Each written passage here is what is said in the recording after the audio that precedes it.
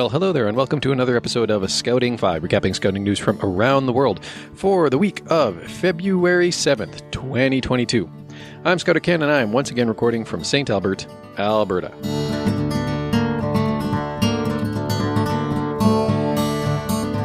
Scouts in the Netherlands recently captured a fairly prestigious award, at least if you follow the Best Event Awards World Festival, which is an international festival of events and live communication. Quoting Scout.org. Every 2 years, Scouting Nederland organizes Scout In, an event aimed to thank and inspire the thousands of volunteers active in the country. This past summer, as many other groups and organizations, they faced the challenge of organizing live events and decided to create a hybrid party that could also be joined remotely. Different Scout groups were asked to come together in small groups at home to experience this unique one-night-only experience together.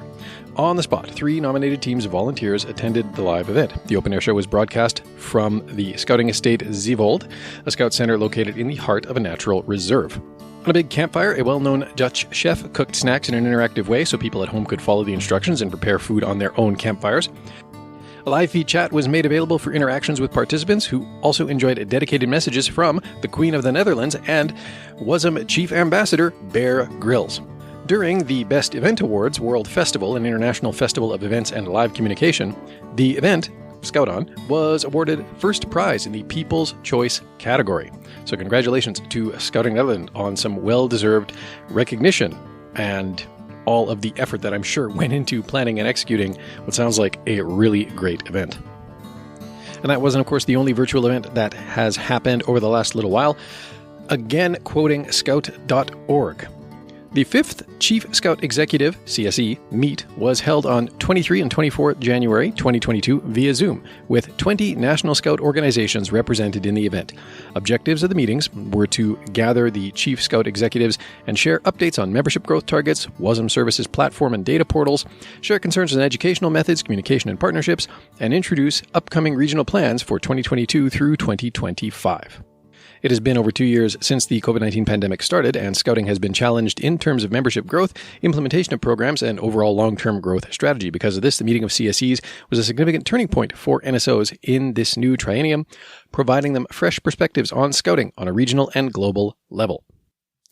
In conclusion, the 5th CSE meet agreed on recommendations to have annual online meetings of chief executives to share best practices in membership growth, youth program, volunteer engagement, among other things.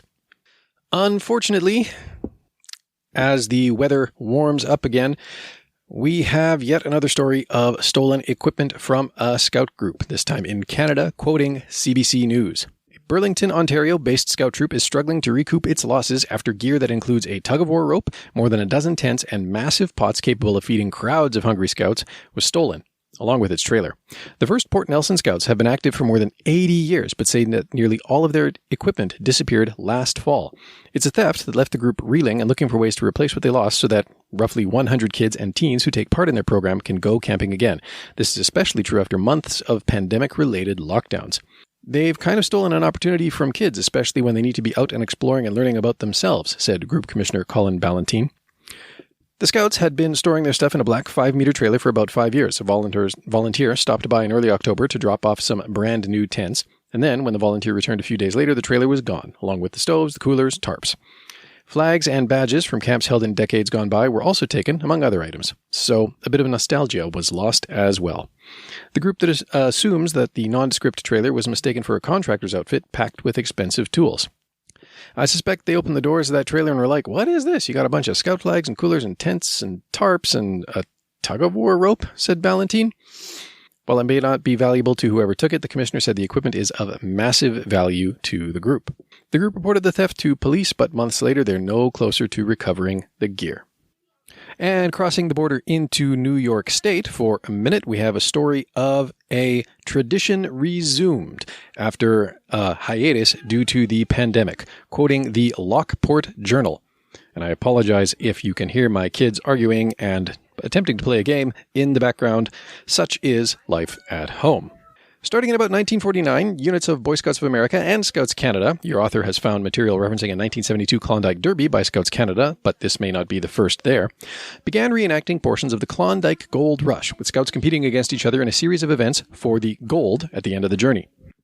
To emulate the conditions faced by early prospectors, each scout unit was generally expected to carry all supplies needed, or believed to be needed, on a sled built by the scouts at or prior to the event. Such sleds are often built in the style of dog sleds used in competition in Alaska and the Northern Territories of Canada, with scouts themselves providing the locomotion.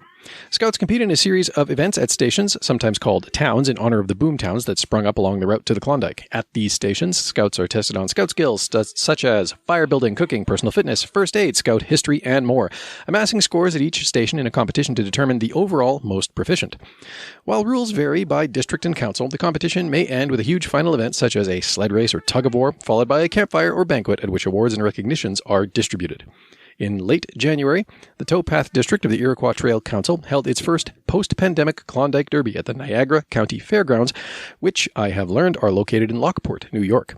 9 scout troops from Niagara and Orleans counties camped in single-digit temperatures, that would be in Fahrenheit, so quite cold, cooked over open fires, charcoal and propane stoves, and engaged in spirited competition honoring the intrepid prospectors of old. Scouts were tasked with carrying 30-pound containers of, quote, gold, unquote, from location to location, treating injuries, like broken bones and lacerations, and identifying nuggets of scout information and history. Other stations included sawing and chopping firewood, fire starting, and boiling water, and a cook-off demonstrating scouts' prowess at cooking winter meals kept hungry drudges well fed during the afternoon. The day of competition culminated with a specialized sled race, followed by tug-of-war competitions between individual units until an overall winner was crowned. Sounds like a really fun time. And sticking with Scouts BSA for a little bit, I don't know if we ever covered this initially on Scouting 5, but they did make some changes to advancement requirements in response to the pandemic and all of the shutdowns and lockdowns and everything that attended that. Well, those changes are set to expire, quoting Scouting Magazine. Consider this our formal nomination for the 13th point of the Scout Law. A Scout is resilient. Over the past year and a half of the pandemic, Scout units have modified their procedures to ensure that Scouts have a safe, meaningful, and memorable journey along the Scouting trail. In May 2020, the BSA did its part by introducing a set of requirement modifications to address the obstacles and speed bumps the pandemic has placed along a Scout's advancement path. But as we near the start of the pandemic's third year, it is time for those adjustments to be retired. On March 1st, 2022, all temporary changes to the Scouts BSA advancement requirements will expire, and Scouts will return to original, unmodified requirements. And there's a whole list of the specific changes that are being rolled back, but just to give one example, swimming requirements were deferred as a result of the pandemic. Because many public swimming areas were closed during the pandemic, the BSA allowed a temporary deferment of 2 swimming-related requirements, second-class requirement 5B and first-class requirement 6A. Specifically, 5B states, demonstrate your ability to pass the BSA beginner test, jump feet first into the water, over your head in depth, level off, and swim 25 feet on the surface, stop, turn sharply, resume swimming, and then return to your starting place. The 6A requirement also requires the successful completion of the BSA swimmer test. Learning to swim is a critical life skill, so the BSA did not remove these requirements altogether. Instead, the requirements could be deferred until the Scout's next rank, through life, but not including Eagle. Also, we should note that the swim test is still required for safe swim defense and safety afloat. These key safety features are critical if units take part in aquatics. So, changes like that, and again, there's a whole list of them at the Scouting Magazine article if you're genuinely curious to see what is rolling back, but they are going back to the way things were before.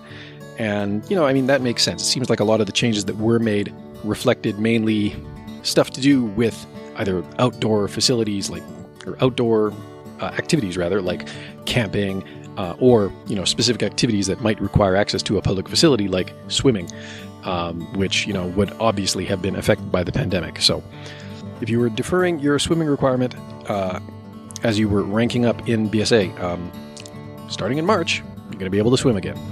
Meanwhile, across the pond, the Duchess of Cambridge has been spending more time with the Scouts, and in particular, offering recognition to one young man. Quoting The Independent, the Duchess of Cambridge has praised an inspiring teenage scout who raised more than £8,000 for mental health text service Shout by sleeping outside in a hammock for a year. Kate met 13-year-old Leo Street. I don't know if we've mentioned him on Scouting 5 before. I'll have to look it up, but this sounds familiar. Anyways, Kate met 13-year-old Leo Street after he braved temperatures as low as -5 centigrade in his garden to raise money for the Crisis Support Charity. The Duchess, who is a joint president of the Scout Association, joked, "There really isn't a big enough Scout badge for that. What you achieved is really inspiring." And then she added, "You must have had some impressive kit to keep warm." She and the Duke of Cambridge actually helped establish the text messaging support service for those struggling to cope in 2019 with a £3 million investment from their Royal Foundation.